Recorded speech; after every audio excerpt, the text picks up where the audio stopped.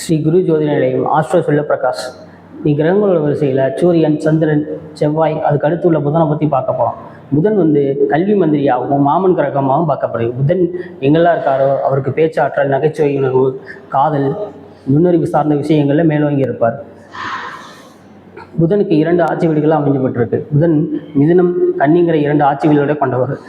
புதன் கன்னி வீட்டில் ஆட்சி வீடாகவும் மூலத்திரிகோணமாகவும் உச்சமையாகவும் அடையக்கூடிய அமைப்பு இருக்குது.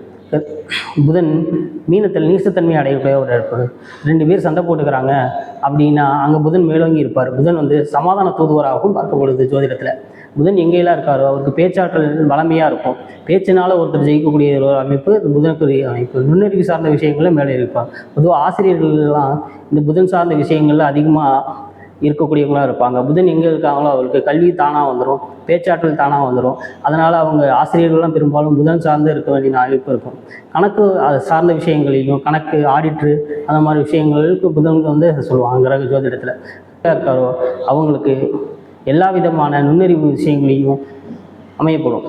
புதன் கல்வி மந்திரியாக பார்க்கப்படுறதுனாலேயே ஜோதிடத்தில் மிகப்பெரிய அந்தஸ்தை அடையக்கூடிய வாய்ப்பு புதன் இருக்கக்கூடிய ஜாதகத்தில் இருக்கும்.